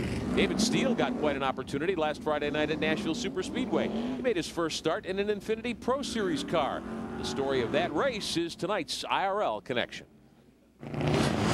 The cars are quite a bit different, and you know, that's what we're just here to, you know, go and put some laps in, get some laps under our belt, and just try to get a feel for it. I mean, it's not different. I mean, these are, I mean, you don't really get as much feedback from the cars you would like a car with engines in front of you. So, you know, just trying to get some laps here and see what happens. David Steele enjoyed his experience in the Infiniti Pro Series, finishing 11th at Nashville Super Speedway 1 week ago. Dave Argabright, I know coming to Lawrenceburg, something you've had circled on your calendar for a long time. You know, Rick, this is the first dirt track I'd ever seen in my life. I was a little bitty kid, and the powerhouse people like Dick Gaines and Butch Wilkerson and guys like that, I came down here, and this, I can honestly say, changed my life just a little bit. I fell in love with sprint car racing on dirt, and to be a part of this first broadcast, live broadcast from Lawrenceburg Speedway is a very, very, a little bit emotional moment for me. It's great to be here. But I'll tell you something, Larry Rice, you touched on it a second ago. The folks here at Lawrenceburg have done a tremendous job. They've invested back in this facility. They've got one of the nicest short tracks in the Midwest now. I hope we're coming back to the Berg for many years to come. Well, it has been around a long time. A lot of fond memories for most of us. I remember one night, you know, I was in hot laps out here, and I was following a guy by the name of Mark Alderson, and he was having all kinds of trouble handling that car, and I said, man, he's going to be in trouble, and sure enough, he got upside down the next corner. So. Well, I thoroughly enjoyed my first trip here. John Stanbro on the pole tonight from Danville, Indiana, on the Hazen 57. Corey Kruzman starts alongside heat race winner from Ventura, California, in the Tony Stewart Mopar. Second row, Mike Spencer in the BWB 26. Jay Drake from Valverde, California, in car number 67, the Keith Coons Mopar. Third row, Jerry Coons Jr. from Tucson, the R&B Racing 10, and J.J. Yaley going for a record tire tonight from Phoenix in the Tony Stewart number 20. Fourth row, Brian Hayden from Fillmore, Indiana, in the 2H. Brian Tyler from Parma, Michigan, in the 6. Row 5, Bud Kading from Campbell, California, in the BK Motorsports 29, and Dickie Gaines, who won the semi from Mitchell, Indiana, the Gaines Lubert number 70. The 6th row, Shane Cottle from Kokomo, Indiana, in the 4M, the Mark Longworth car. Tim Spindler from Columbus, Indiana, in his own number 31. Row 7, Derek Davidson in the 17B from Lafayette, Indiana, the R&B Racing car. Critter Malone from Speedway, Indiana, starts 14th in his own 97C. The 8th row, Ken Christian from Plainfield, Indiana, in his own 1C, and Jason Robbins from Brownsburg, Indiana, in Richard Payne's 96. Dave Darland starts inside the 9th row from Lincoln, Indiana, former national champion, the Steve Chrisman 25. Eric Gordon in the BWB 62 car from Indianapolis starts 18th. Row 10, Shane Hollingsworth in the 21H from Indianapolis. Travis Rylett from Forney, Texas in the 29T. The 11th row, A.J. Anderson from State Line, Indiana. And Tony Elliott from Kokomo in Jeff Walker's number 11. And Tracy Hines has to start shotgun on the field from Newcastle, Indiana. the Dynamics Incorporated Hoffman Racing 69 with a lot at stake here tonight. Well, yeah, this is kind of his home track. This is where the Hoffmans are from, this area, so it was a tough break for him. He just had a lousy qualifying lap. He almost spun on the first one and kind of putted across the line, so both laps were just bad laps, that's all. We'll take a ride tonight with a couple of drivers. This is Tony Elliott in car number 11. Jerry Coons carrying one of our cameras as well. Elliott now has to come from outside the 11th row. He was pretty quick, though, when he ran the semi. Right. He has to start deep in the field, so we're going to see real quickly how well these guys can pass here on this racetrack tonight. John Stanbro up front in the 57, getting ready to go green. Corey Kruisman won a heat race tonight. Stanbro has 6 career USAC feature wins, and we are underway at Lawrenceburg, live tonight on Speed. Stanbro, the early leader, 4 deep in turn 2. Well, he got a great jump on these guys. He knew exactly what he wanted to do to get the lead, and he pulled it off quite well as he got a great jump and just jumped into the lead. Take a ride here with Tony Elliott deep in the pack. He's running behind Eric Gordon there in the 62, searching for traction up high on the racetrack. Yeah, he's running right around the cushion, right around the top, on down there in that end. Down in 3 and 4, guys running really all over the racetrack. Top to bottom, running 2 and 3 abreast. Take a look at some of the contenders. J.J. Yaley trying to work his way up. This is Dickie Gaines in the 70. He won the semi earlier, and he is on the move. That's Bud Koenig, last night's winner in that red and white 29 car. Yeah, Yaley right around the bottom of the racetrack. He usually not a guy to run down there, but we saw him do that at Putnamville. Now then again here, running right around the bottom of the racetrack. Smoke boiling off the right rear of Yaley's car. Almost gets up over the cushion there. Yeah, that cushion's almost become a curb. It's about 6 or 8 inches deep, and if you hit it too hard, it really upsets your race car. And there he gains the spot as he gets around Ryan Hayden. Ryan Hayden in that yellow 2H gives up the spot to Yaley. But Koenig 2 cars back. Lead car is Stanbro in the 57. He's all alone. We talked about how focused he says he is. He says never been better on the job at hand. Yeah, he said, I'm not trying to tell you, I'm not trying to brag, I'm not telling you anything, but he said, I just really feel like I'm on top of my game. I'm as good as I've ever been at this point in my career. This is the place where John Stanbro grabbed his first career USAC National Sprint Car feature win in 1994. Jay Drake almost spins that baby coming off of turn 2. Right in front. That's the second time Jerry Coons has had to miss somebody sitting sideways in front of him. Show you how dirty and dusty and muddy it is here tonight. That's our onboard camera with a clot of mud up in the lens. Take a look at how that shaker screen is covered in front of you of the helmet there of Tony Elliott. Yeah, and you can see why they need those tear-offs. If he didn't have the tear-offs, his face would look just like the top of his helmet with all that mud stuck to it. But once it gets up there, then he can tear that off and has clear vision again. Dickie Gaines and Jay Drake side by side. Remember, Gaines came out of the semi just a few moments ago. Yaley's on the inside. They're 3 wide in 3 and 4. Yeah, that's actually Jerry Coons that just went around him. Those 2 cars look almost identical. One's a 70 and one's a 10, but Coons got around him. Now then, Stanbro, our leader's in heavy traffic, so it's going to be the guy who can get through the traffic that might have the best shot at winning this race. John Stanbro all alone out in front. 2H right with him there. Stanbro lapping cars now. Works his way around a couple of the slower cars, trying to find a place to go. Look at Tracy Hines stuck back there. Stanbro's about to put Hines a lap down. Yeah, and Stanbro's really got that car dialed in. He's been able to run the top. He's been able to run the bottom. Whenever he comes to somebody, wherever they aren't running, that's where he goes. And he's just pretty much walked away from everybody else right now. Battling for 4th and 5th spot, the 26, young Mike Spencer from California, 5th in SCRA points. He's making a very rare start with USAC. In fact, he's going to stay here, run the rest of the series, rather than go back west and run with SCRA this weekend. Here's Stanbro still out in front, picking his way through the lap traffic. Yeah, and he's running right down there in 1 and 2. He's running right through the middle of the racetrack where it looks so rough. And now then it looks like Yaley has caught up with Jerry Coons and trying to get around him. Tried with Coons briefly. My apologies for thinking that was Gaines a moment ago. Coons trying to stay on the button and stay in front of Yaley, but he's really got his hands full trying to do that as they work up onto the backstretch. Yaley just went into 3rd positions. He got around Jerry Coons, and I think physical stamina is going to play a part in this. It's so rough out there. Some of these guys might start getting tired. If they do, they're going to lose a bunch of spots in a hurry. Yaley getting around the Travis Rylett car, the white 29. He's a lapped car. Yaley to the bottom. Brian Tyler there as well, not in contention in the 6. Tyler, we thought might be pretty quick in the feature. Yaley working his way up on Corey Kruisman now. Yeah, Kruisman running in 2nd position, so he's worked his way towards the front pretty quickly. But right now, Stanbro's got a pretty good lead on all those guys. The 2H of Hayden caught a rut there and almost went off the racetrack. 26, Mike Spencer. Take a look a little further back. Here is John Stanbro continuing to lead. We're going to take a quick timeout and be back with more of the USAC National Sprints from Lawrenceburg.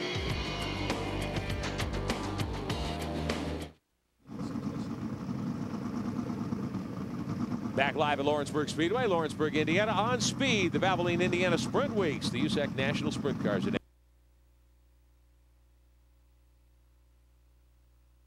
Shane Cottle got up over the curb, over the cushion and the berm, and off the racetrack. He's headed to the pit area, but that was the reason for the yellow. Right. They stopped. He stopped off of turn number 2, so that they stopped the race, put the yellow out to get him out of harm's way. John Stanbro has led all the way from the pole in that Hazen number 57. Shane Hollingsworth has turned in a great ride to run second.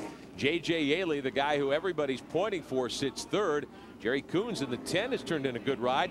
Jay Drake from Valverde, California, will restart in fifth. It'll be a single file restart with 10 to go. Yeah, actually Hollingsworth is not running in second spot. He's a lap down, so I'm not sure exactly how that got. That would be Corey Cruzman in the 21 rather than the 21H right. of Hollingsworth. So my apologies. Certainly Hollingsworth has not been a factor here in the feature. There is Cruzman in the 21 who started on the outside pole tonight. So we are settling in for the last 10 laps. Ought to be a good one. Yeah, and you can see that Cruzman's got 2 lap cars between himself and our leader, John Stanbro. So all that lapping really helps Stanbro. He's got a little bit of a cushion here on the restart. With Yaley and Cruzman right behind you in second and third, though, that's got to be a comforting feeling to have those have that little bit of a cushion with those 2 guys so they can at least jump you in the first corner. Corey Cruzman will restart toward the front. Second last night at Kokomo, has yet to go to victory lane. And USAC National Sprint Car Competition this season was the Speed Week champion. The Indiana Sprint Week champion a year ago won 4 of the 7 races 1 year ago. The series extended by 1 race here in 2003. Yaley in that 20 car. Cruzman in the 21. Right. Now they've got 3 cars. They put Shane Hollingsworth back up there. He's a lap down. He is also in between those cars. So now the green flag is out. So we'll see if Yaley can overcome all the lap cars as well as Cruzman and get up there and battle for the lead. They go to the high side, but they hit some ruts. Oh, and he spins in contact. Big tangle. That is Jerry Coons, who got up and I believe may even be hooked up with Cruzman's car. He's broken the front end on the 21. They hooked bumpers, Larry Rice. Yeah, they certainly did. When Cruzman got sideways, Coons hit him and it got hooked up. And now then both stopped on the racetrack. And there's a couple other cars that stopped down there during all that excitement down in the corner. So tough break for those guys. Take another look at what happened. We were on board with Coons at the time.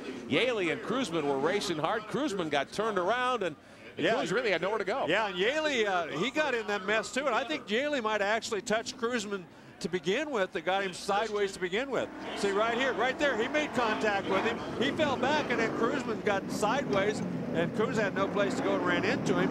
Yaley lucked out and kept on going though. These cars don't run much brake, do they? Right, and right there was it was a very slight contact, if there was contact. I'm not even sure from that angle if he made contact, but look, both of them hit Cruzman exactly the same time.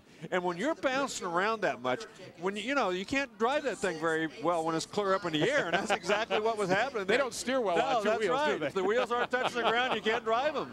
And believe me, there's times in this racetrack where they're not touching the ground. One more look at it as the cars were coming off the corner here at Lawrenceburg. Cruzman, Yaley, and Jerry Coons tangling, and there was more trouble behind.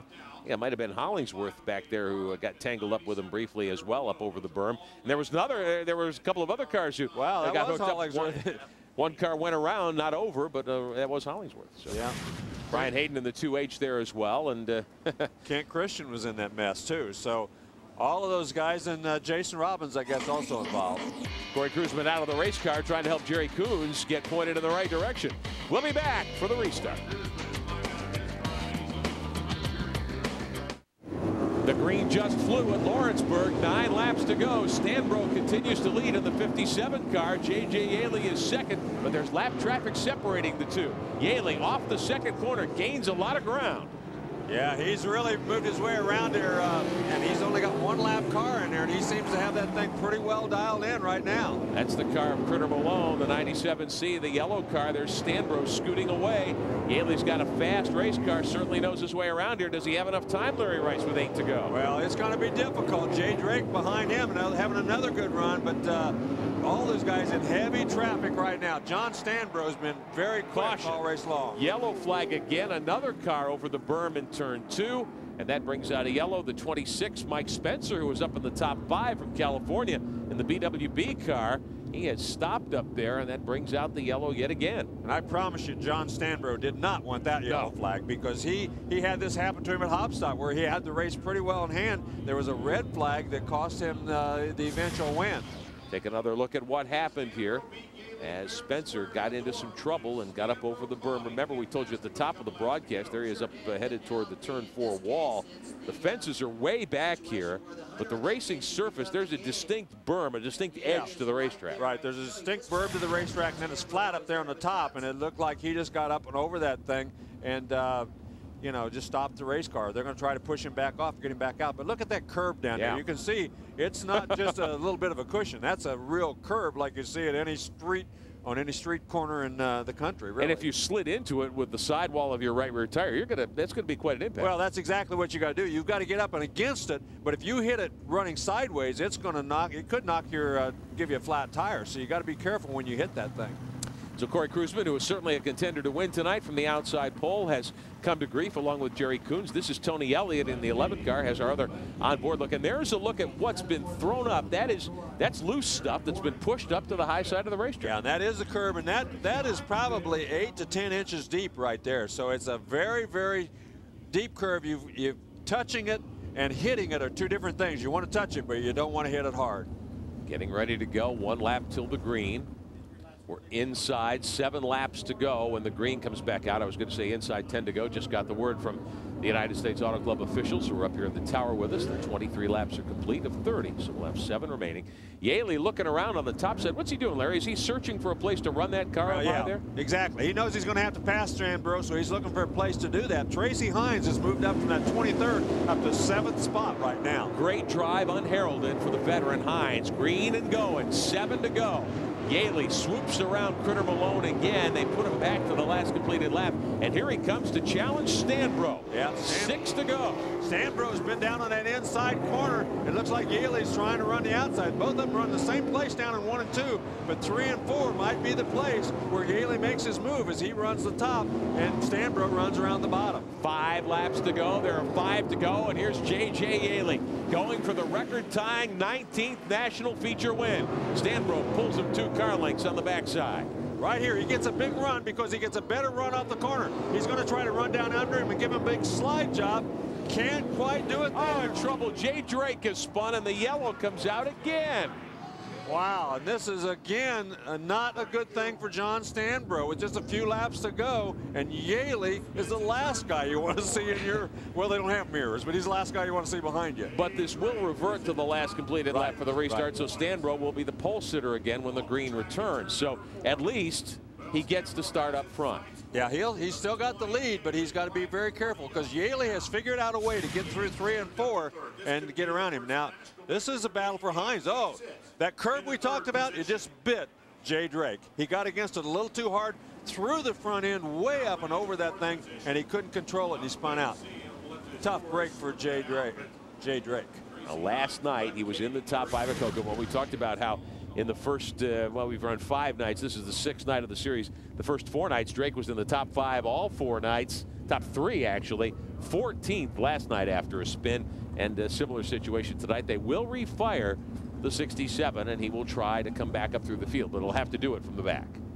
Yeah, he's going to have to come back from the back, so he's got a long way to go, and it's going to be tough for him to come back because not very many laps to go. But Tracy Hines actually has a chance to run in the top 3 as he's come all the way to 4th. I was going to say, I think he's going to be restarting 4th in the Hoffman 69 as we get a look at the 20 of Yaley, the 57 of Stanbro, who started on the pole. He's led all the way, and I believe we should be 5 laps to go when we get the green back out, if memory serves. No lap count, no electronic scoring here, so we're flying. We're doing it old school tonight. Yeah, that's right. Dickie Gaines right in front of him, so that's the car he's got to get around if he wants to gain another spot. Those other cars in front of him are all lap traffic. And remember, Hines started 23rd on the grid here last tonight.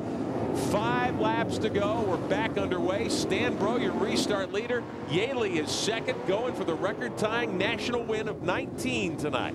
Yeah, he got a great run that time. He got a great restart and ran around the top. Yaley's moved to the bottom down there in 1 and 2. I don't think that's the best place for him to be. He's not as fast on the bottom up there. He's faster at the top down in 3 and 4. That's where he's making up all of his ground right now. A couple of laps left here at Lawrenceburg. Stanbro, Yaley deciding the only way he's going to make the victory lane tonight is to go to the bottom. And now he moves back to the middle of the racetrack.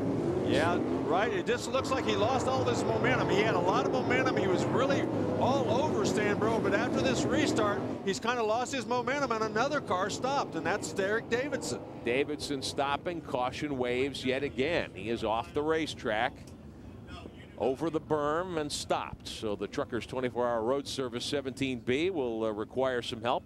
He's unbuckling. Maybe a mechanical problem has developed there too. Yeah. I'm not sure what he's waving at, but he wants him to back off. Now he's going to get out of the car.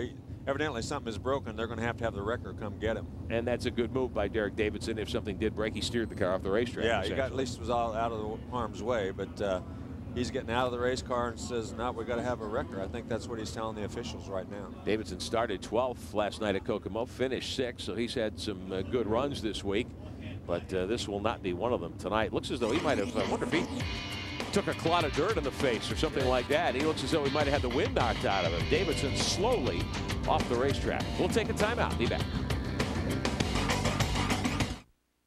Back live at Lawrenceburg Speedway, Lawrenceburg, Indiana. 2 laps remain in the Valvoline Indiana Sprint Week feature from Lawrenceburg. This is the 6th of the 8 events. John Stanbro, the restart pole sitter. He's led all the way, Larry, but he's got his hands full with Yaley. Well, this is going to be the most important restart he's had here for a while, because if he doesn't get a good jump on J.J. Yaley, Yaley's going to give him a shot. So he's got to really get a jump on him and get a couple of car lengths on him before they get down into turn 1. Did he get enough of a jump? We'll see. He can't make a mistake. The big thing right there was he didn't make a mistake. He hit that big bump. The car jumped up in the air, but he didn't jump over it, and he didn't lose the front end. White flag waving over John Stanbro. Yaley with one more chance on the bottom. Yaley can win his 19th feature and tie the record tonight, but he won't get it done. I believe John Stanbro is going to go flag to flag at Lawrenceburg. Stanbro is your winner. Yaley finishes second. Dickie Gaines, big flip. Tracy Hines goes end over end coming across the line. Hines had raced from 23rd spot into the top 6. Ends it upside down. He's okay. You can see Tracy popping the wheel. What a wild finish, Larry Rice. Man, oh man, yeah, he's not very happy, but those cars, there was 3 or 4 cars running for a position right in front of him. Everybody's got a little tangled up there, and he got up over a wheel and took a big-time ride down the front straightaway. Well, Tracy Hines made the feature for his sponsor and his owners, the Hoffman team. Take another look at what happened as they came to the line. That's Hines in the 69. It looked like he hooked a wheel, maybe with Critter Malone. Took a wild ride. Yeah, those 2 cars got together, and they just kept standing on the gas because they were heading for the finish line. And once the cars got straightened out, he just climbed that wheel and went up and over. Well, John Stanbro, who told us before we started tonight that he has never been this focused in a race car. A flag to flag win. Dave Argabright in victory lane. Well, he's normally pretty calm and subdued, but not tonight. John Stanbro, I know you're going to tell me that Paul Hazen gave you a great race car, but I've got to ask you, how much of this one was pure determination? It was both. A lot of determination, and I got to thank Paul for, man, we tore the shit out of this car all week. And, good job. Thanks, man. That's an emotional moment. Paul Hazen been at this a long time. John Stanbro, is this your biggest win? No, I think Eldora was earlier in the year, but man, we've been fighting and trying to kill ourselves all week, so it's really good to come back and get this thing handling right and win the race. I love it when winners cry right here. 7th career feature victory in USAC for John Stanbro, his 2nd USAC win this year at Lawrenceburg. A flag-to-flag victory for the driver of car number 57. We'll be back to show you the final results in a moment.